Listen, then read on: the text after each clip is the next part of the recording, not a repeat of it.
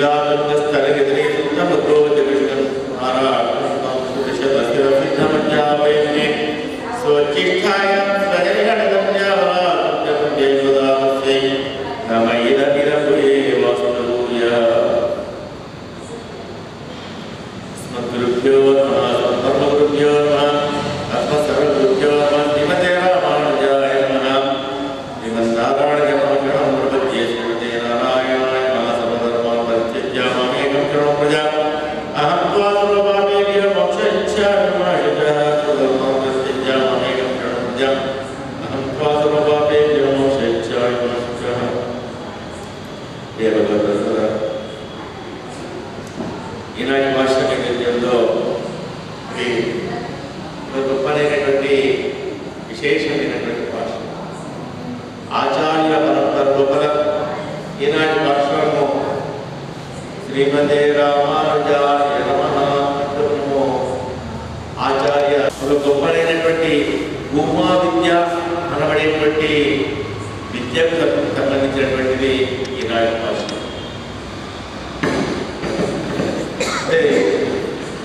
జ్ఞానిషా సర్వభూతానాం తస్యాం జాగర్తి సంయుని యస్యాం జాగర్తి భూతాని సా నిశా పశ్యతే మునే. జ్ఞానిషా సర్వభూతానాం ఎవరైతే మిగతా విషయాల లోపల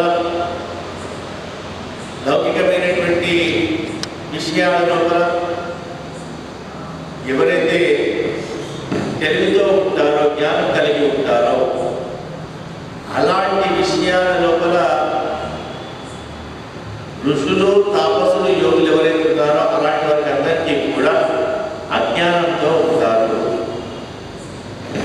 ఎవరైతే అంటే భగవత్ సంబంధిత విషయం లోపల ముడులు యోగులందరూ కూడా జ్ఞానంతో ఉంటారు. అంటే వాళ్ళందరూ కూడా పగటితో ఉంటారు. మిగతా విషయాలు లౌకికమైనటువంటి విషయాల వల్ల వాళ్ళంతా కూడా అజ్ఞానంతో ఉంటారు. గురువు యోగులందరూ కూడా మనము ఈ బాహ్యమైనటువంటి ప్రపంచంలో ఉన్నటువంటి లౌకిక సుఖాలపైన చాలా జాగ్రత్తగా ఉంటాము. మనంతా కూడా తెలివిగా ఉంటాము. భగవత్ సంబంధితమైనటువంటి విషయాలు మాత్రము మనం అజ్ఞానులుగా ఉంటాము. ఎందుకు అజ్ఞానులుగా ఉంటాము అంటే భగవంతుడిని మనం ఎలా చేరుకోవాలి, భగవంతుడి నామస్మరణ ఎలా చేయాలి, భగవత్ తత్వాన్ని మనం ఎలా అనుభవించాలి అన్న దాని లోపల మనకు తెలిసినటువంటి జ్ఞానం ఏదైనా ఉందా అంటే అది శూన్యం. భగవత్ తత్వం అంత సులభంగా మనకు తెలియనటువంటిది. ఆ భగవత్ తత్వం తెలవాలి అంటే మనకు ఆయన ఎలా ఆరాధించాలి, పరమాత్మ యొక్క విశిష్టమైనటువంటి లక్షణం ఏంటిది, ఆయన ఉన్నటువంటి కళ్యాణ గుణాలు ఏమున్నాయి అవన్నీ మనకు తెలియాలి అంటే మనము ఒక ఆచార్యుల ద్వారా తెలుసుకోవాలి. ఎవరిని చూస్తే పరమాత్మకు ఆనందం కలుగుతుందో, ఎవరిని చూడగానే ఆ శ్రీ మహావిష్ణువు యొక్క ముఖము వికసితమవుతుందో ఆనందభరితంతో అలాంటి వారిని మనము ముందర ఉంచుకొని వెళ్ళాలి అన్న ఒక గొప్పనైనటువంటి శాస్త్ర నియమాన్ని పాటిస్తూ గోధుమ తల్లి ఈరోజు మరొక గోపికను నిద్రలేస్తూ ఈమె చాలా గొప్పనైనటువంటి ఈ శాస్త్ర జ్ఞానం కలిగినటువంటిది. ఎలాంటిదంటే వీళ్ళందరినీ కూడా నిన్నటి రోజు ఏదైతే కృష్ణ పరమాత్మ తెలియజేశాడో మీరందరూ నిన్ను ఇళ్ళకి వెళ్ళండి, మర్నాడు ఉదయమే మీరందరూ కూడా రావాలి అని చెప్పేసి మీతో వ్రతాన్ని ఆచరింప చేయడం కోసమని అనేటువంటి ఒక వాయిద్యాన్ని ఇచ్చి వ్రతాన్ని ఆచరింప చేస్తాను అని తెలియజేశాడు. మరి వాళ్ళంతా కూడా వెళ్ళినప్పటికీ కృష్ణుడికి ఈరోజు నిద్ర లేపుతున్నటువంటి గోపిక కనుక కనబడకపోతే స్నానము చేయించడానికి నిరాకరిస్తాడు. అంటే ఈనాటి నిద్రలేపేటువంటి గోపిక పైన అత్యంత కుతూహలం కలిగినటువంటిది. కుతూహలము అంటే ఒక విషయము పైన చాలా శ్రద్ధగా పెట్టుకొని ఆ విషయాన్ని తెలుసుకోవాలి అన్నటువంటి ఆదుర్ద ఏదైతే ఉంటుందో, ఆ ఆదుర్ద దాన్ని మనము విషయం తెలుసుకోవడం కోసం పడేటువంటి తొందరపాటు ఏదైతే ఉంటుందో దాన్ని మనం కుతూహలం చూపిస్తాడు. చాలా కుతూహలంగా ఉంటాడు కృష్ణ పరమాత్మ ఈనాటి నిద్రలేపేటువంటి గోపిక విషయం. కనుక ఎంతమంది వెళ్ళినా 5 లక్షల మంది గోపికలు ఇళ్ళలోని గోపికలందరూ కృష్ణుడి దగ్గరికి వెళ్ళినప్పటికీ ఈ గోపిక రాకపోతే కృష్ణుడి మనసంతా కూడా చిన్నపోతుంది. ఆయన చిన్నపోయాడనుకుని అతను వ్రతం ఆచరింపచేయడు. కనుక మనమంతా దగ్గర ఉండి ఈ గోపిక నిద్రలేపి తీసుకుని వెళ్ళాలి అని చెప్పేసి ఈనాటి గోపిక నిద్రలేపుతూ ఉన్నారు. భాషణాన్ని మనం శ్రద్ధాన్ని చేసుకున్నాం.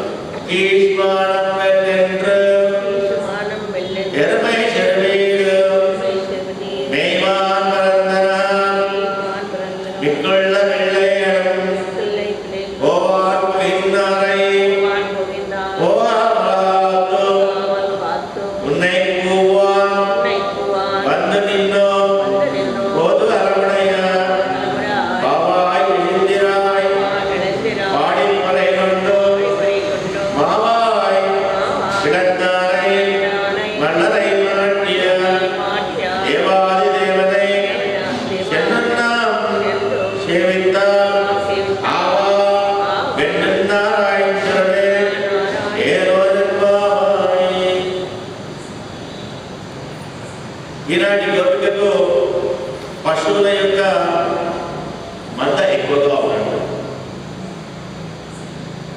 అందుకోసమని మొదటి 2 రోజుల లోపల 6వ పాశంలో 7వ పాశంలో పక్షుల యొక్క పురుగులు తెలియజేసింది గోదమతల్లి.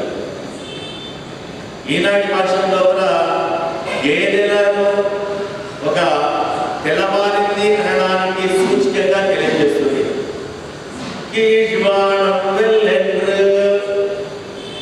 ఈశువాణం అంటే తూర్పు దిశ. తూర్పు దిశగా తెల్లవారిపోయింది. తూర్పు తెల్లవారిపోతుంది. తూర్పు ఎప్పుడు తెల్లవారుతుంది అంటే సూర్యోదయం అయ్యే కంటే ముందు, పూర్తిగా సూర్యోదయం అవకరణ ముందే ఆ ఆకాశం అంతా కూడా కొద్దిపాటి సూర్యుడు రాబోతున్నాడు అన్నటువంటి సూచన చేస్తూ అంతా కూడా తెల్లగా మారిపోతూ ఉంటుంది. అలాగే వీళ్ళంతా చూడగానే ఒకసారిగా తూర్పు దిశగా అంతా కూడా తెల్లవారుతుంది. ఎప్పుడంటే తెల్లవారుతుంది.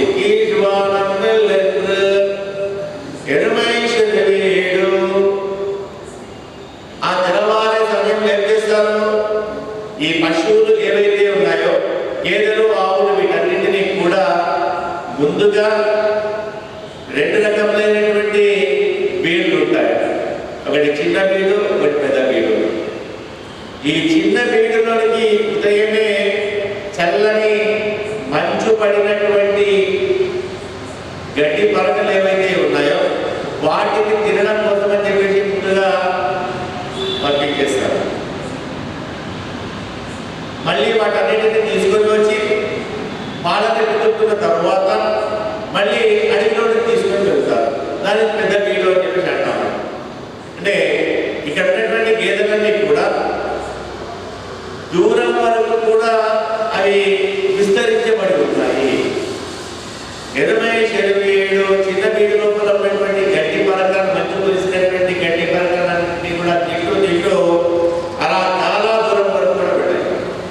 చాలా దూరం వరకు వెళ్ళాయి అంటే అవి ఎప్పుడో వదిలిపెట్టేస్తే గడ్డినంతా కూడా వేస్తూ అలా ముందు దాకా వెళ్తాయి. ఆ చిన్న బీడులో చాలా దూరం వరకు కూడా గేదెలన్నీ వెళ్ళిపోయాయి. గేదెలన్నీ కూడా నల్లగా ఉంటాయి.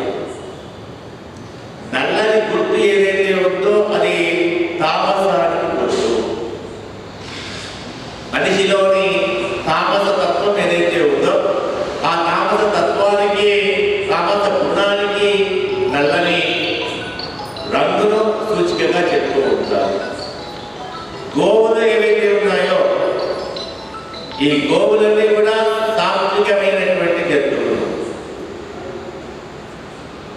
మనము ఎప్పుడైనా ప్రయాణం చేస్తున్నప్పుడు, కారులో కానీ బండి మీద కానీ ప్రయాణం చేస్తున్నప్పుడు రోడ్డు పైన అప్పుడప్పుడు మనకి పశువులన్నీ కూడా అడ్డు వస్తూ ఉంటాయి. గోవులు ఏమైనా అడ్డు వచ్చాయనుకొని మనం కాస్త హారం కొట్టగానే లేదా దాన్ని కాస్త అదిలించగానే పట్టుకుంటాం. కానీ గేదెలు మీరు హారం కొట్టండి, ఎంత అదిలించండి, అవి ఎలా వెళ్ళాలో అలాగే వెళ్తూ ఉంటాయి తప్పించి వాటి పక్కకు కూడా జరగవాలి. ఎందుకు? దానికి ఉన్నటువంటి జ్ఞానం ఒకటే. ఏంటి ఆ జ్ఞానం? దాని యొక్క ఎలా వెళ్ళాలి అంటే అది వెనక వస్తున్నది, ముందు వస్తున్నది, అది ముళ్ళున్నాయా, కప్పలున్నాయా, రోడ్డా, ఏమి దానికి తెలియనటువంటి అంటే అజ్ఞానంతో సూచిక చూపిస్తుంది. తామస గుణం అజ్ఞానానికి సూచికగా చూపిస్తుంది మనకు గేదెలు. ఆ గేదెలన్నీ కూడా లేచాయి అంటే ఆ గేదెల కంటే ముందే లేచేవి గోవులు. ఆవులన్నీ లేచి ఎప్పుడో వెళ్ళిపోతాయి. ఆ తర్వాత గేదెలు లేచి ఈ చిన్న వీడుకో పాలు తాగడానికి వెళ్తుంది, ఆ యొక్క గడ్డి పరగడానికి వెళ్తూ ఉంటాయి.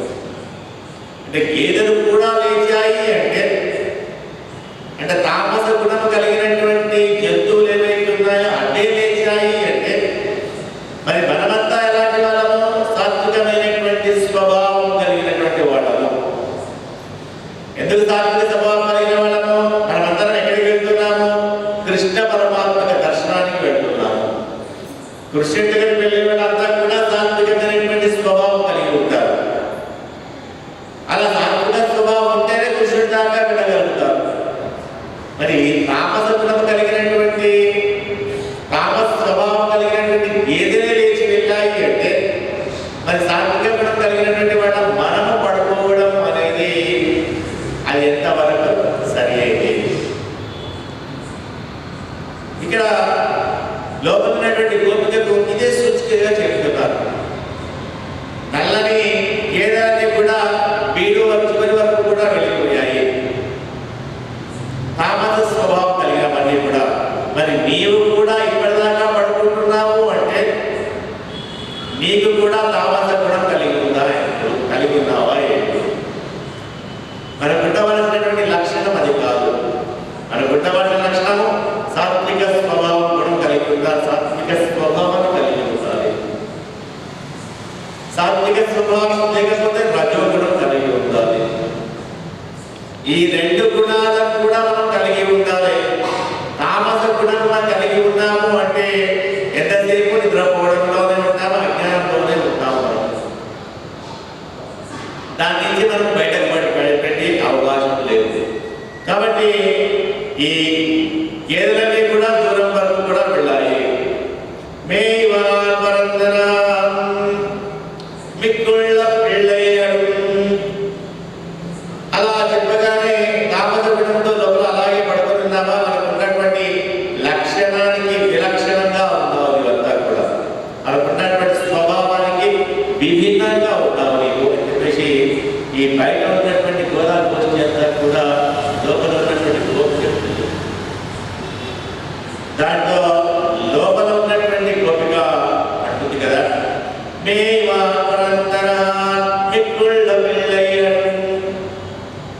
మీరు కృష్ణుడిని చూడాలి అన్నటువంటి తొందర ఎక్కువ. నేను చెప్పాను కదా నిన్ననే, మీ అందరికంటే ముందుగా నేను లేచి మీ అందరిని తీసుకొని వెళ్తాను అని మీకు చెప్పాను కదా. ఎందుకంటే మిమ్మల్ని అందరినీ తీసుకొని వచ్చేటువంటి బాధ్యత కృష్ణుడు నాకు అప్పచెప్పాడు.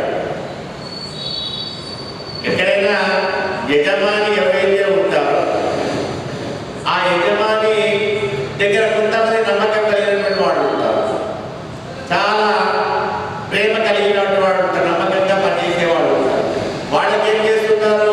ముఖ్యమైనటువంటి పనులు బాధ్యతలన్నీ కూడా అప్పచెప్తూ ఉంటారు. ఇక్కడ నిన్న కూడా కృష్ణుడు వీళ్ళందరితోటి వాయిద్యానికి వ్రతాన్ని ఆచరింపజేస్తాను అని తెలియజేసి అక్కడ ఉన్నటువంటి కొంతమంది గోపికలు ఎవరైతే ఉన్నారో, కృష్ణుడికి ప్రీతికరమైనటువంటి గోపికలు ఎవరైతే ఉన్నారో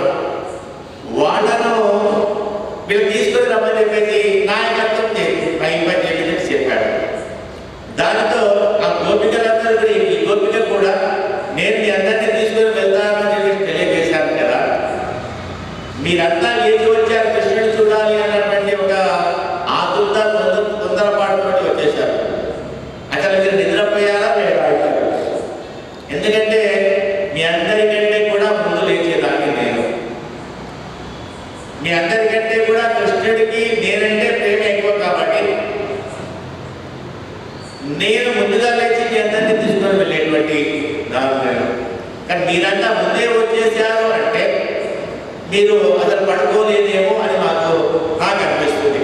తెల్లవారకపోయినా కూడా మీరందరూ రాత్రంతా కూడా కృష్ణనామస్మరణ చేస్తూ ఉన్నారు కదా, త్వరగా వెళ్ళాలి, కృష్ణుడి దగ్గరికి వెళ్ళాలి అనేటువంటి ఆనందంతో, కృష్ణుడి దగ్గరికి వెళ్ళాలనేటువంటి కుతూహలంతో మీరందరూ కూడా రాత్రంతా నిద్రపోయారో లేదో కృష్ణనామస్మరణ చేయడంతో మీ ముఖాలన్నీ కూడా వికసితమై తేజస్సుతోటి వెలిగిపోతూ ఉన్నాయి. ముఖాలన్నీ కూడా ఆ ముఖాలన్నీ వికసిస్తున్నాయి. వికసించినప్పుడు ఏమవుతుంది? చాలా ఆనందం కలిగిందనుకోండి, ఆ ఆనందం కలిగినప్పుడు ముఖమంతా కూడా వికసితమవుతుంది. చాలా ప్రతి విషయాన్ని కూడా మనము అందరికీ తెలియచేయాలి అనేటువంటి తొందరలో ఉంటున్నాము. అలాగే మీరు కూడా కృష్ణుడిని చూడాలి అనేటువంటి తొందర వల్ల పరిగెత్తుకుంటూ వచ్చేసారు. అలా పరిగెత్తుకుంటూ వచ్చేసి ఎప్పుడు రమ్మన్నాడు కృష్ణుడు? మీకు తెల్లవారు సమయానికి వచ్చేసేయండి అని చెప్పి చెప్పాడు. మీరంతా ఏం చేస్తున్నారు? తెల్లవారిందా లేదా అని చెప్పి చూస్తున్నారు. మనకు ఎవరైనా చాలా ఆత్మీయులు దగ్గర వాడు ఎవరైనా వచ్చేవాడు ఉన్నారనుకోండి, వస్తుందా అని చెప్పేసి ఫోన్ చేయగానే మనము అప్పుడప్పుడు ఫోన్ చేస్తుంటాం. ఎక్కడ దాకా వచ్చారు, ఎంత దాకా వచ్చారు, ఇంకెంత సమయం పడుతుంది అంటే వచ్చేవారు ఎలా వస్తారు కదా, ఎంత సమయం పట్టాలి, అంత సమయం పడుతుంది, అంత సమయం తీసుకుంటారు. వచ్చేవాళ్ళు మన ఇంటికే వస్తున్నారు కాబట్టి ఖచ్చితంగా మన ఇంటికే వస్తారు. అయినప్పటికీ మనకు ఆదుర్దా ఉంటుంది, తొందరపాటు ఉంటుంది. ఎక్కడ దాకా బయలుదేరారా లేదా, వచ్చారా లేదా, ఎక్కడ దాకా వచ్చారు, ఇంకెంతసేపట్లో వస్తారు.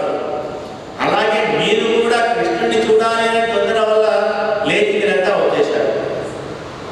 వచ్చేస్తే ఏం చేశారు? మీరు తూర్పు తెల్లవారాలి కదా, తూర్పు తెల్లవారితే కృష్ణుడి దగ్గరికి వెళ్తారు కాబట్టి తెల్లవారిందా లేదా అని మీరు తూర్పు దిశగా చూస్తూ ఉన్నారు. తూర్పు దిశగా చూసినప్పుడు ఏమవుతుంది? మీ ముఖాలన్నీ కూడా తేజవంతంగా ఉన్నాయి, వికసితంతో ఆనందంతో తేజస్సుతో వెలిగిపోతున్నాయి. ఈ గోకులంలో ఉన్నటువంటి 5 లక్షల ఇళ్లలో ఉన్న గోపికలంతా కూడా ఒక్కసారి తూర్పు దిశగా చూడగానే మీ ముఖంలో ఉన్నటువంటి వర్చస్సు తేజస్సు అటువైపు పడి అదంతా కూడా తెల్లవారినట్టుగా కనబడుతుంది. అది కేవలము తెల్లవారకపోయినా మీకు తెల్లవారినట్టుగా కనబడుతుంది. అంటే దీన్ని మనము అన్యదా జ్ఞానము అని చెప్పేసి అంటాం. అంటే లేనిది ఉన్నట్టుగా కనిపించడం. అక్కడ తెల్లవారకపోయినా చీకటిగానే ఉన్నప్పటికీ మీ ముఖానికి వచ్చేటువంటి తేజస్సు చేత అది తెల్లగా కనబడుతుంది, తెల్లవారినట్టుగా కనబడుతుంది. అన్యదా జ్ఞానం అని చెప్పేసి అంటారు. మీరందరూ కూడా విశేషమైనటువంటి అన్యదా జ్ఞానం కలిగినటువంటి వాళ్ళు. అందుకోసమే చీకటిని కూడా మీరు చూసి తెల్లవారింది అని చెప్పి చెప్పుకుంటున్నారు. ఇక మిన్నుళ్ళ పెళ్ళయ్యను. ఇక మీరు ఎలాంటి జ్ఞానం కలిగినటువంటి వాడు గ్రంథ అంటే ఒక వస్తువును చూసి ఆ వస్తువు పట్ల భ్రమణ చెందేటువంటి వాడు గ్రంథాలు. ఒక తెల్లనేటువంటి శంఖం అక్కడ ఉందనుకోండి, ఆ శంఖాన్ని చూసి కాస్త దూరం నుంచి చూడగానే మనకు అది శంఖం కాదు, అది తెల్లగా ఉంది కాబట్టి వెన్నముద్ద అయ్యిండవచ్చు అని చెప్పేసి అన్నటువంటి జ్ఞానములు కలిగి ఉన్నారు. శంఖాన్ని చూసి వెన్నముద్ద అంటున్నారు అంటే అక్కడ భ్రమ కలగ చేసుకుంటుంది. భ్రమతోటి మీరు శంఖాన్ని వెన్నముద్ద ఎలాగైతే అనుకుంటున్నామో అలాగే మీరంతా కూడా చీకటి మీరు అలా చూసినప్పుడు ఏమవుతుంది? మీ పద్ధతితోటి చీకటి వెనకకి వెళ్ళినట్టుగా కనబడుతుంది. అలా చీకటి వెనకకి వెళ్ళినప్పుడు నల్లగా ఉండేటువంటి గేదెలన్నీ కూడా అలా విస్తరిస్తూ అలా ముందు దాకా వెళ్ళాయి అన్నటువంటి ఒక భ్రమలో ఉంటారు. కూడా మీకు భ్రమను కలగజేస్తుంది. అలా భ్రమను కలగజేస్తున్నాయి కాబట్టి మీకు చీకటిని చూసి విస్తరించినటువంటి గేదెలులాగా కనబడుతున్నాయి. అవన్నీ కూడా అంత దూరం దాకా వెళ్ళాయి అనుకుంటున్నారు మీరంతా కూడా. అలా పొరపాటు పడి మీరు వాడిని అనుకుంటున్నారు మీరంతా కూడా. ఇలా అప్పుడు కారణం ఏంటిది? మీరందరూ కూడా చిన్న పిల్లల స్వభావం కలిగినటువంటి వాడు. మీరు చిన్నపిల్లల స్వభావం ఉంది కాబట్టి ప్రతిదాన్ని కూడా భ్రమ చెందుతున్నారు. పొరపాటున ఒకదానికి బదులుగా ఒకటి అనుకుంటూ మీరు దాని అన్యదా జ్ఞానాన్ని కలిగి ఉంటున్నారు. వస్తువు యొక్క విపరీత జ్ఞానాన్ని కలిగి ఉంటున్నారు. ఒక వస్తువు బదులుగా ఇంకొక వస్తువును మనం ఊహించుకున్నట్లయితే దాన్ని మనం విపరీత జ్ఞానం అని చెప్పేసి అంటాం. శంఖాన్ని చూసి వెన్నముద్ద అనుకుంటే దానికి ఉన్నది శంఖమైనప్పటికీ మనము వెన్నముద్దలాగా తెల్లగా ఉన్నది కాబట్టి వెన్నముద్ద అనుకుంటున్నాం కాబట్టి దాన్ని మనం విపరీత జ్ఞానం.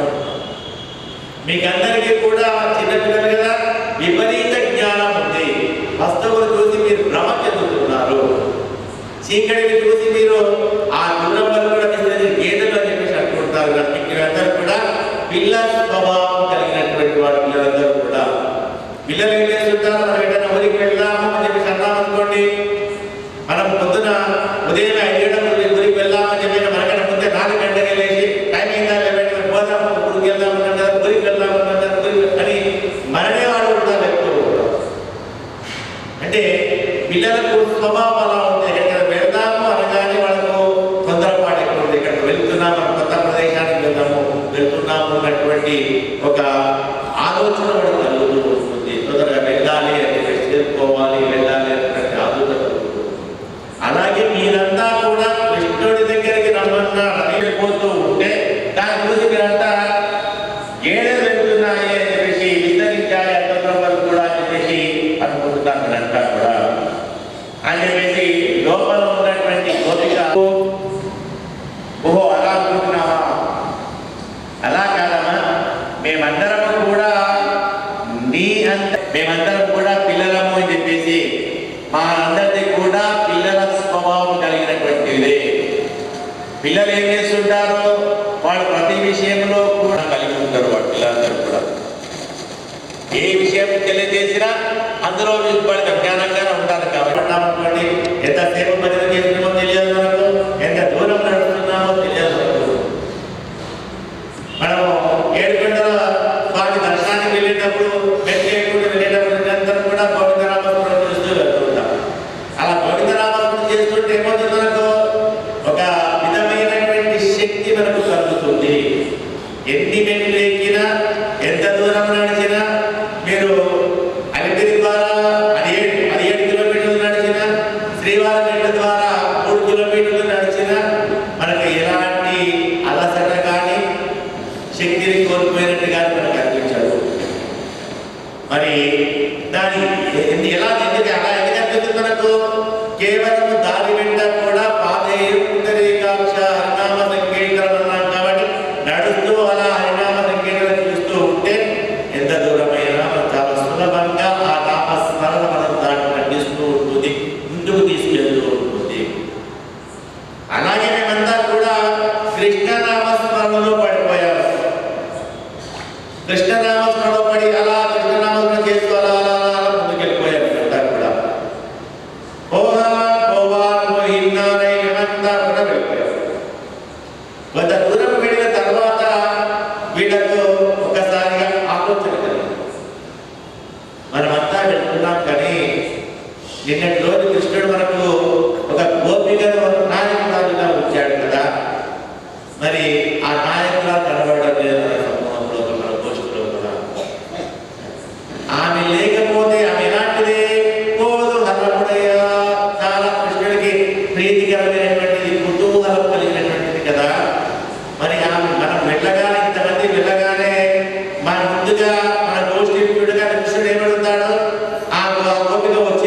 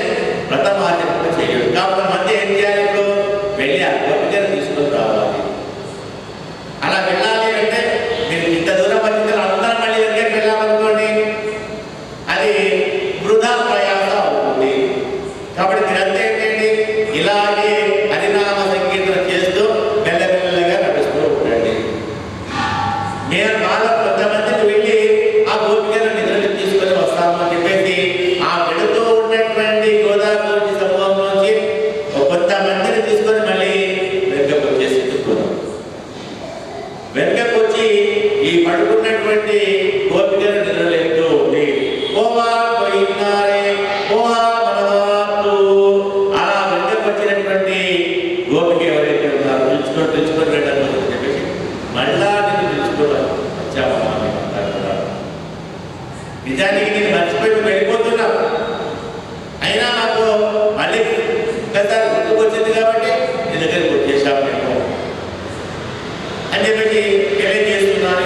బయట నుండి గోదావరి వచ్చేస్తా కూడా లోపల ఉన్నటువంటి గోపిక అంటుంది కదా, ఓహో అలా అంటే నేను లేకపోయినా కూడా నన్ను వదిలిపెట్టేసి మీరు కృష్ణుడి దగ్గరికి వెళ్ళిపోదామని చెప్పేసి మీరు అనుకున్నారా? అయితే నేను నాకు అవసరం ఏం లేదు కదా, మీకు నేను రావాల్సిన అవసరం ఏం లేదు కదా, మీరు వెళ్తారని చెప్పి అనుకున్నారు కదా, అంత దూరం దాకా వెళ్ళారు కదా, ఇంకా కొంచెమే దూరం ఉంది కదా, ఈ మొత్తం వెళ్ళిపోండి, నేను అవసరం ఏముంది, నేను రావాల్సిన అవసరం లేదు కదా అని చెప్పేసి అడిగి పడుతుంది ఆ గోపిక. దాంతో పువ్వా బంధు నిన్నో కోదుహలముదయ్యా. ఆ గోపికను అలా అడిగి పడుకోగానే ఒక్కసారిగా మేమంతా ఎందుకు వచ్చామనుకున్నావు, మేము ఇంతమందికి వెళ్ళినా కూడా కృష్ణుడు మా చేత వ్రతం ఆచరింపడమ్మా, కాబట్టి నీవు ఖచ్చితంగా మా గోష్ఠిలో ఉండవలసినటువంటి దానివి. మేము వ్రతం ఆచరించాలి అంటే నీవు ఖచ్చితంగా ఉండాలి. మేము వెళ్ళగానే ముందుగా అడిగేటువంటి వాడు కృష్ణుడు నిన్నే అడుగుతాడు కదా, మరి నిన్ను అడిగినప్పుడు నీవే లేకపోతే ఎలా కుదురుతుంది? కాబట్టి మాకు గుర్తు చేసుకొని మళ్ళీ నీ దగ్గరికి తీసుకొని వెళ్ళడం కోరుతున్నాను. ఎక్కువగా బంధు నిన్ను మళ్ళీ నిన్ను వదిలిపెట్టకుండా నిన్ను బ్రతిమలాడుకోనైనా సరే తీసుకొని వెళ్ళాలి అని చెప్పి వచ్చేసాము మేమంతా కూడా అని చెప్పి ప్రార్థన చేస్తూ ఉన్నారు అంతా కూడా. కోదుహలమునయ్య బాబా ఎన్నిరా అయిపోడి పరైకుంటూ వాళ్ళంతా కూడా అలా వెళ్ళగలరు. బాబాయ్ నీవేంటి, మేమంతా వచ్చాం కదా, చిన్న పిల్లలాగా చేస్తున్నావేంటి, నీకోసమే మేము అంత దూరం దాకా వెళ్ళిన వాళ్ళని తిరిగి వచ్చాము కదా, తిరిగి వచ్చిన వాళ్ళని నీ భాగవతోత్తముల లక్షణం ఎలా ఉంటుంది, ఇలాగే అడుగుతారా భాగవతోత్తములు అనేవారు? అడగకూడదు కదా. మనమంతా కూడా కలిసి కొన్ని మంచి భాగవత గోష్ఠిలో నేను చేరలేదు, నా కోసం మళ్ళీ వచ్చాను కదా, అయ్యో నేను నీకు శ్రమ కలుగ చేశాను అని మన వెంట త్వరగా వచ్చేసి మా గోష్ఠిలో చేరాలి. కానీ ఇలా చిన్న పిల్లలాగా అడిగి అలాగే తలుపు చేయకుండా లేకుండా ఉంటే పడుతుంటే ఎలాగమ్మా? బాబాయ్ ఎన్నిరాయ్. కాబట్టి కనీసం నువ్వు చిన్న లేచి ఒక్కసారి బయటకు రావాల్సింది. లేచి వచ్చి మా యొక్క గోష్ఠిలో చేరితే ఈ గోష్ఠి అనేది పరిపూర్ణమవుతుంది. గోష్ఠి పరిపూర్ణత కావాలి అంటే నీవు రావాల్సింది. వాడి పరిపూర్ణమావా అలా ఎంత పిలిచినా కూడా గోపిక బయటకు రావడం లేదు. కాబట్టి ఏదైనా కొన్ని ఆపదలు కలిగాయి కృష్ణుడికి అని చెప్పేసి తెలియజేస్తే అలాగైనా సరే గోపికకు కృష్ణుడి పైన ప్రేమ కాబట్టి పరిగెత్తుకుంటూ వస్తుందేమో అని చెప్పేసి వీళ్ళంతా కొన్ని కీర్తనలు మొదలుపెట్టాడు. పాడి పాడి పరేవాడు మావాయ్ అని చెప్పేసి మొదలుపెట్టాడు. మా అంటే గుర్రం, గుర్రం యొక్క దవడలను చీల్చేసినటువంటి వాడు. మావాయ్ అంటే గుర్రం దవడలను చీల్చేసినటువంటి వాడు. అశ్వాసుడు అనబడేటువంటి యొక్క రాక్షసుడు కృష్ణుడి దగ్గరికి వచ్చి అనేక రకములైనటువంటి విన్యాసాలు చేస్తూ ఉన్నాడు. కృష్ణుడు పిల్లవాడిగా ఉన్నాడు. కృష్ణుడు ఆ గుర్రం చేస్తున్నటువంటి విన్యాసాలను చూస్తూ అలాగే ఉండిపోయాడు. ఏం చేస్తుందో చూద్దామని. కొంతసేపు కృష్ణుడిని మభ్యపెట్టిన తర్వాత ఒక్కసారిగా పెద్దగా నోరు తెరిచి కృష్ణుడిని మింగేయాలి అని చెప్పేసి అనుకున్నాడు. అందుకని అలా పెద్దగా నోరు తెరిచింది అశ్వాపురం. తెరవగానే చిన్న పిల్లలకు ఒక స్వభావం ఉంటుంది. ఏంటా స్వభావం? ఎక్కడ రంధ్రాలు కనబడ్డా కూడా అందులో వెలిపెట్టేటువంటి ప్రయత్నం చేస్తుంది. మన ఇళ్ళలో కూడా చూస్తుంటాం మనం. కరెంటు ప్లగ్లో పిల్లలు వేలు పెట్టడం కానీ, లేదా ఇంటికి బయటకు నీళ్లు వెళ్ళేటువంటి చిన్న రంధ్రాలు కన్నాలు ఏవైతే అందులో కూడా వేలు పెట్టడం కానీ అలా చేస్తూ ఉంటారు. అంటే అందులో ఏదో ఉంది అన్నటువంటి విషయం తెలుసుకోవాలని కుటుంబం ఎక్కువగా ఉంటుంది పిల్లలకు. కనుక ఎప్పుడైతే గుర్రము నోరు తెరిచిందో, పెద్దగా తెచ్చి కృష్ణుడికి తీయాలని చెప్తుందో, అందులోపడికి కృష్ణుడు చేతులు పెట్టేశాడు. చాలా ఆనందం వేసింది కృష్ణుడికి. ఓ ఇందులో ఏదో దారుంది అని చెప్పేసి ఆనందం వేసింది. ఆనందం వేసినట్టు ఏమవుతుంది, తనకు చాలా సంతోషం వేసినట్టు ఒక్కసారిగా తగ్గిపోయింది. అలాగే కృష్ణుడి యొక్క చేతి కాంత పెద్దగా పెరిగింది. అలా పెరగడంతో రెండు దవడలు కూడా చీలిపోయినట్టుగా అయిపోయాయి. ఆ దాంట్లో అశ్వాసుడు అనే రాక్షసుడు సంహరించబడ్డాడు. ఈ రాక్షస సంహారాన్ని, అశ్వాసుడి యొక్క సంహారాన్ని తెలియజేస్తారు. మహాబాయ్ అశ్వాసుడు అనేటువంటి ఒక రాక్షసుడిని సంహరించినటువంటి వాడు.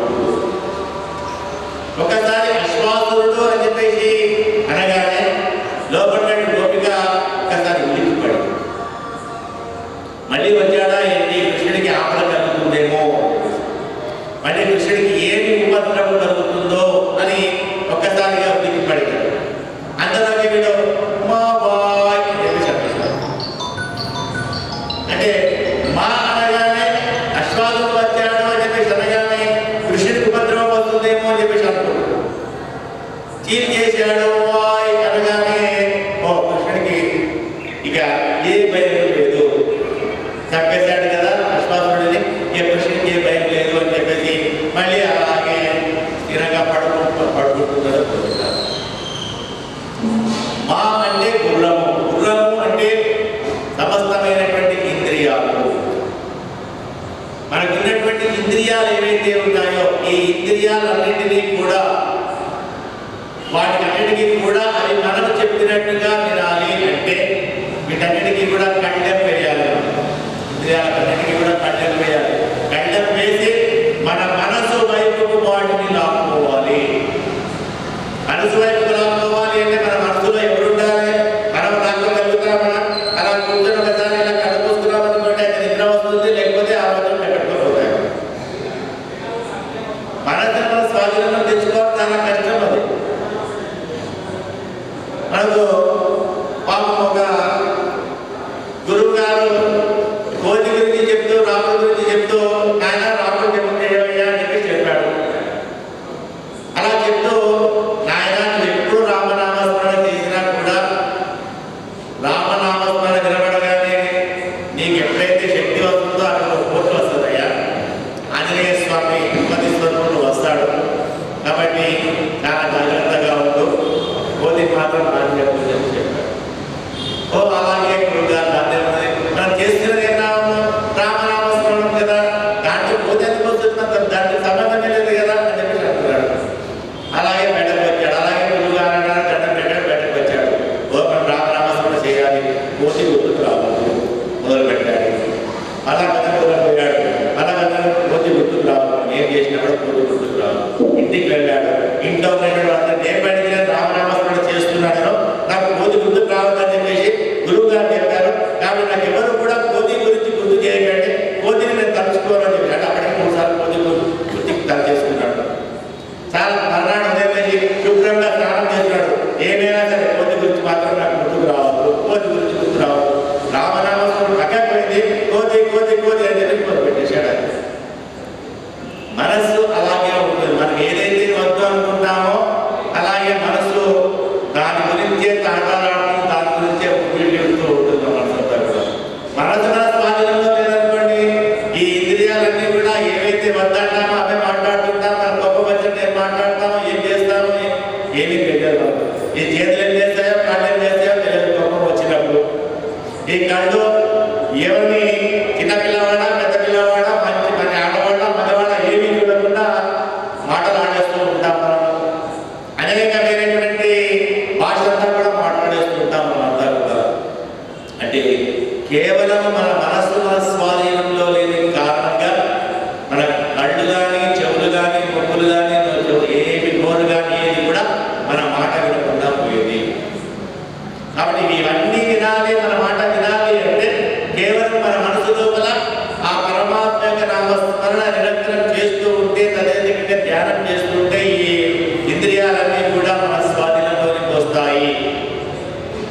ఇంద్రియాలన్నీ కూడా కోరికలను కలిగజేసేటువంటివే.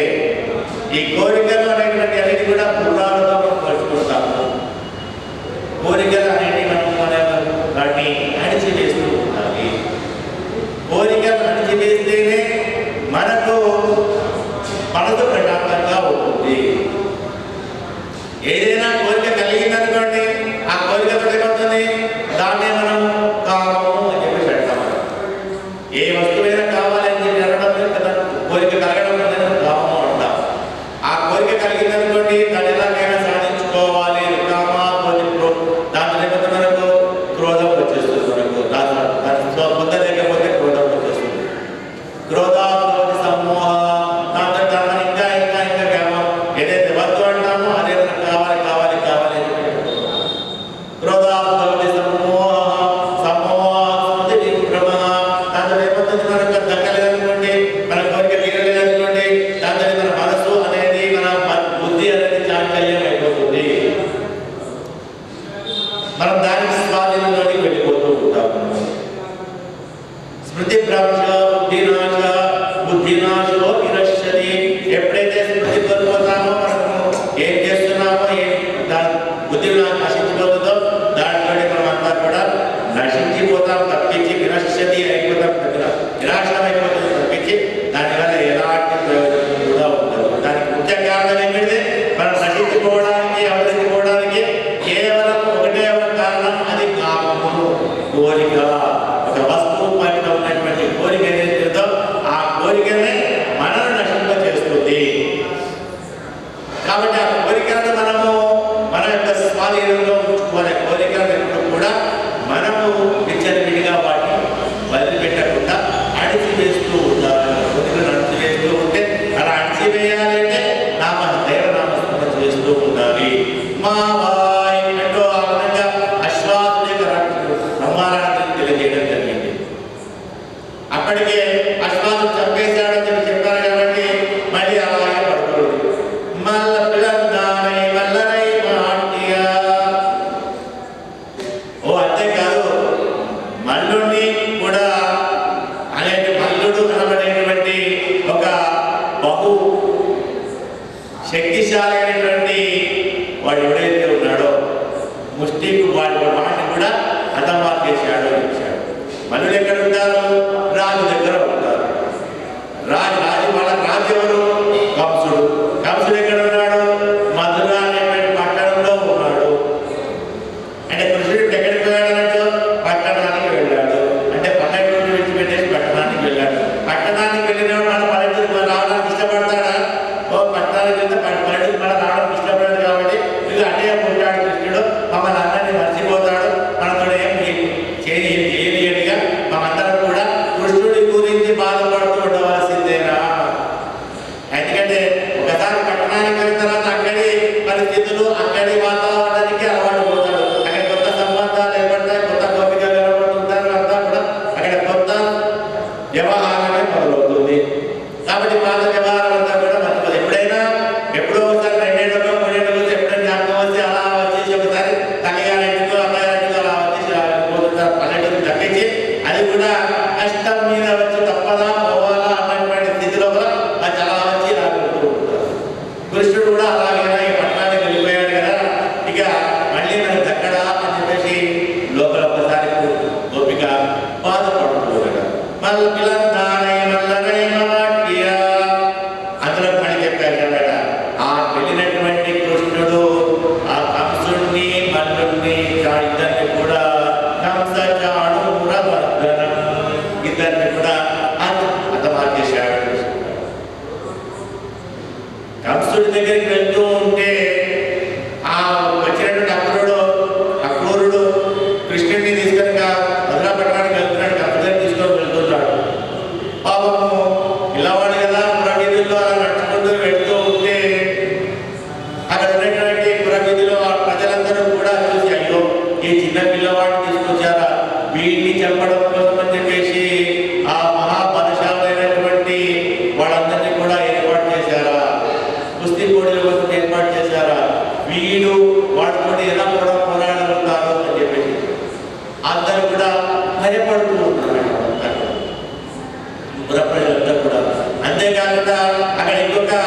4 దంతాలతో కూడుకున్నటువంటి ఏనుగును కూడా ఏర్పాటు చేయాలట. కువలయము అనబడేటువంటి ఏనుగు. ఆ ఏనుగు కూడా కృష్ణుడు మధురలో అడుగు పెట్టి పెట్టగానే ఆ ఏనుగును ఆ కృష్ణుడి పైకి వదిలిపెట్టేసేయాలి. ఆ ఏనుగు బలశాలని ఏనుగు కృష్ణుడిని హతమార్చేస్తుంది. కాబట్టి అలా హతమార్చకపోతే అప్పుడు వెనుక ఉన్నటువంటి ఈ ముష్టికులు ఎవరైతే ఉన్నారో కుస్తీ పోటీ చేసేటువంటి వాళ్ళు కృష్ణుడిని ప్రేరేపించి కుస్తీ పట్టేలాగా చేసి అలాగైనా సరే చంపేస్తారు అని ఇంత పెద్ద ప్లాన్ వేసుకున్నాడు కంసుడు. కానీ లోబడికి వెళ్ళిన మధురకు వెళ్ళిన తర్వాత ఒకసారి ఆ ఏనుగు రాగానే దాన్ని హతమార్ చేసి దానికి ఉన్నటువంటి 4 దంతాలను కూడా ఉండబీగి 2 బలరాముడు 2 కృష్ణుడు భుజాల పైన పెట్టుకొని ఆ దంతాలతోటి ఏనుగుని పొడిచి హతమార్ చేసి ఆ దంతాలను భుజాల పైన పెట్టుకొని ఊళ్ళో ఊరేగుతూ ఉన్నాడు. ఇంత పెద్ద ఏనుగును హతమార్ చేశాడా అని చెప్పేసి వాడంతా ప్రజలందరూ కూడా ఆశ్చర్యపోతున్నారు. అలా కొంతకాస్త ముందుకు వెళ్ళిన తర్వాత ఈ ముష్టికుల మధ్య కుస్తీ పోటీ పెట్టేవాడు వచ్చేసారు వాళ్ళు. అక్కడ వాళ్ళిద్దరిని కూడా అక్కడ చామరుడు ఇద్దరు కూడా అక్కడ రాగానే వాళ్ళకు మాయ చేసేసారు. మాయ చేయడంతో మత్తు జరగడంతో వాడి కృష్ణుడితో పోటీ పడకుండా వాళ్ళే పోటీ పడుతున్నారు. ఒకడు పోటీ పట్టు కుస్తీ పట్టించుకుంటున్నారు. ఒకడు పిడిగుద్దుతూ ఉన్నారట కృష్ణుడి యొక్క మాయ చేస్తారు. అలా వాళ్ళంతా కూడా వాళ్ళే పోటీ పడుతూ ఉండి వాడు అలా హతమార్చి పెట్టారట. మళ్ళీ ముందుకు వెళ్తున్నాడు. ముందుకు వెళ్తుంటే ఒక చాకలి వాడి బట్టలు తీసుకుని వస్తున్నాడు. అడిగాడు, ఆయన ఇవేంటివి? రాజుకి బట్టలు నాకు ఈ గారిని వేసుకుంటానని చెప్పేసి అన్నాడు. ఇవి రాజు బట్టలు చూస్తే ఇలా ఉన్నావు, చిన్న ఒక పిల్లగా కట్టుకొని ఉన్నావు, బయట పైన వస్త్రాలు కూడా ఏం లేవు, మేము ఈ రాజు బట్టలు చూసుకుంటావా అని చెప్పేసి ఒకసారి ఎగతాళి చేయగానే వాడి తల మీద ఒకటి గుద్దుడు. అలా పడిపోయాడు వాడు. ఆ రాజు వేసినటువంటి వస్త్రాలను కూడా ధరించుకున్నాడు కృష్ణుడు. మళ్ళీ ముందుకు వెళ్తూ ఉన్నాడు. అక్కడ బాలాకారుడు అనేటువంటి ఒక భక్తుడు అనేకమైనటువంటి సుగంధభరితమైనటువంటి మాలలన్నింటినీ కూడా తీసుకొని రాజు దగ్గరికి వెళ్తూ ఉంటే కృష్ణుడు కలిసి ఇవేంటి ఎక్కడ తీసుకెళ్తున్నామంటే ఇవన్నీ కూడా రాజు దగ్గర తీసుకెళ్తున్నానంటే నాకు ఇచ్చేవా అని చెప్పేసి అడిగాడు.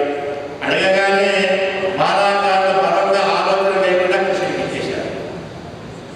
అవన్నీ హాయిగా చక్కగా ధరింపజేసుకున్నాడు. కంసుడి దగ్గరికి వెళ్ళాడు కృష్ణుడు. అక్కడికి వెళ్ళి ఆయన కూడా హతమార్చడం జరిగింది. కాబట్టి ఎక్కడంతా నైమల్లాట్య ఎవరైతే ఈ ముష్టికులు ఉన్నారో మల్లలు ఉన్నారో వాళ్ళందరినీ కూడా హతమార్చేశాడు. గొప్పనైనటువంటి బలశాలి కృష్ణ పరమాత్మ. అలా గొప్పనైనటువంటి బలశాలి అయినటువంటి కృష్ణుడి గురించి దేవాది దేవనేషిందాల్ ఆ గొప్పనైనటువంటి కృష్ణ పరమాత్మ ఎవరు? కృష్ణుడు దేవాది దేవుడైనటువంటి సమస్తమైనటువంటి దేవతలకందరికీ కూడా అతనే దేవుడు, అది దేవుడు. దేవతలందరికీ కూడా ఎవరికి ఏ కష్టం వచ్చినా ఏ నష్టం వచ్చినా ఎవరికి ఆపద వచ్చినా రక్షించేటువంటి వాడు శ్రీకృష్ణ పరమాత్మనే, శ్రీ మహావిష్ణువే. కాబట్టి వాడు వెళ్ళి ఆ మహమ్మడి దగ్గరికి మొదట పెట్టుకుంటారు, రక్షించమని కాపాడమని పెట్టుకుంటారు. కనుక వీళ్ళంతా కూడా మేమంతా కూడా ఆ కృష్ణ పరమాత్మ దేవాది దేవుడు ఆయన యొక్క దగ్గరికి వెళ్ళి ఆయనను సేవించి ఆయన గురించి మనం ప్రార్థన చేసుకోవాలి, చేయించుకోవాలి. అనేక రకములైనటువంటి ఉపచర్యలు చేయాలి కృష్ణుడికి. తద్వారా కృష్ణుడిని మనం చేసేటువంటి ఉపచర్యలు ఏవైతే ఉన్నాయో ఈ ఉపచారాలన్నింటి ద్వారా కృష్ణుడు సంతృప్తి చెంది ఆనందించి మాకు ఆ ఇస్తానటువంటి పరై అనేటువంటి వాయిద్యాన్ని ఇచ్చి మా చేత వ్రతాన్ని ఆచరింపజేస్తాడు కృష్ణ పరమాత్మ. ఎందుకంటే పరమాత్మకు మనకు ఉండేటువంటి సంబంధం ఏదైతే ఉందో నవవిధములైనటువంటి సంబంధం ఉంటుందట. పితా రక్షక శేషి భర్తాజ్ఞాయౌ రమావతి సామ్యాదారో మమాత్మాచ భోక్తాచార్యమాతదా. పరమాత్మ మనకు ఒక తండ్రిగా రక్షిస్తూ ఉంటాడు. పితాచ రక్షక శేషి ఆయన మనం తండ్రిలాగా రక్షిస్తూ ఉంటాడు. ఒక భర్తకు భార్యకు భర్త ఎలా రక్షణ ఇస్తాడో అలాగే మనందరికీ కూడా రక్షణ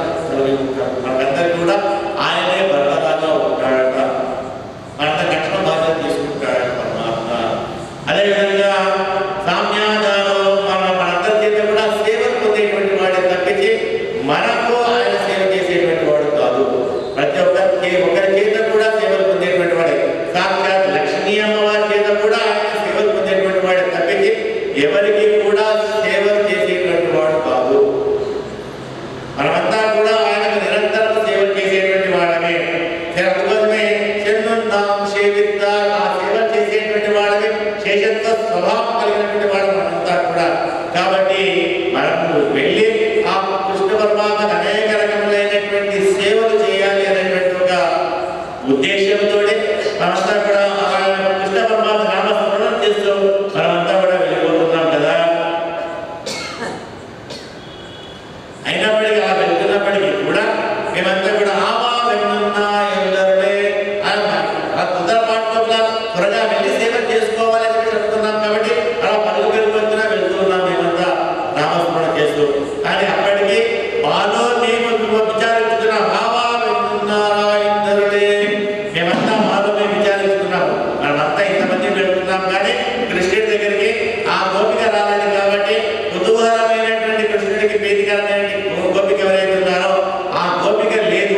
కాబట్టి మనమంతా వెళ్ళినా కూడా మన చేత కృష్ణుడు సేవలు స్వీకరించడు, మన చేత వ్రతమాచరింప చేయడు.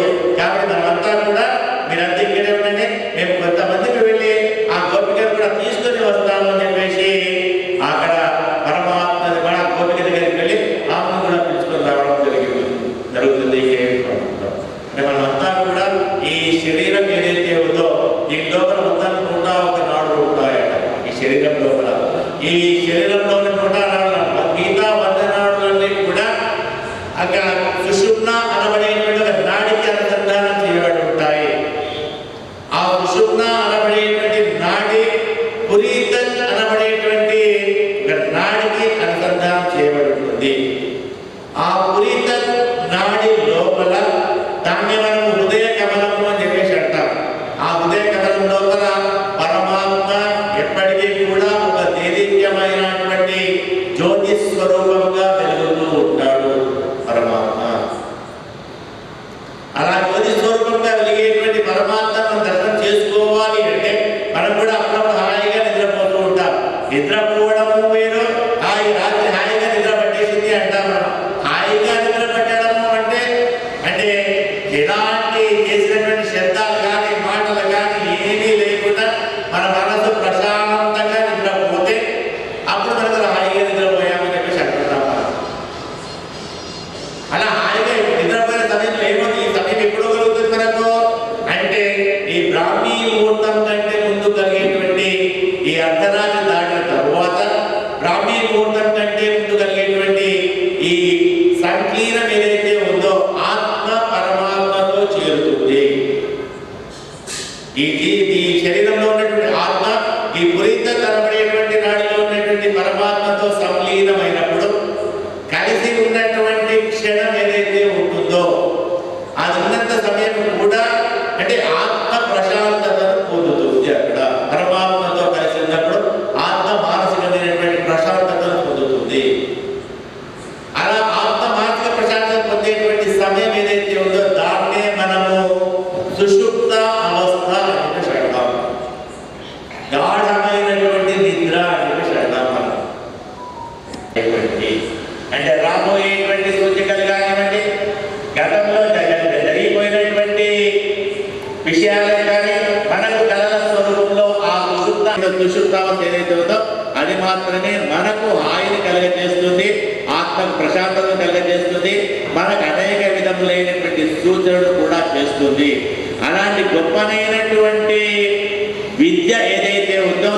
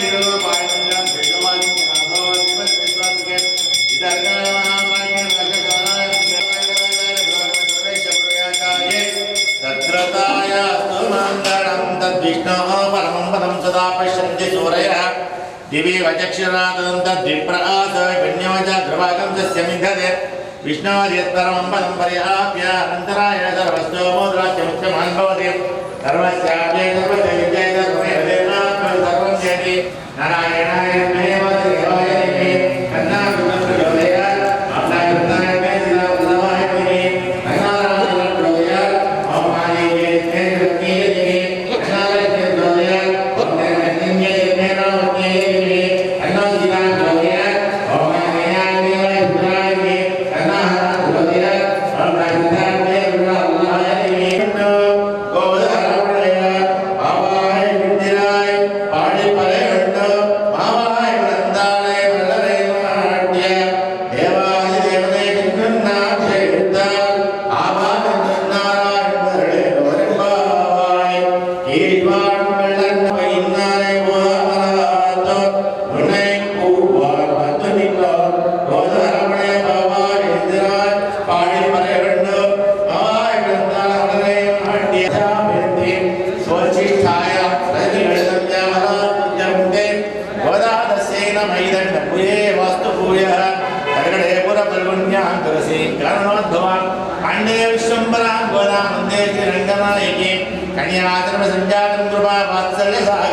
सर्वेषां प्रथमाचार्यं श्रीनिवासमहं भजे आण्डाळ् नाथ महादिव्य तिरुवडियले शरणम्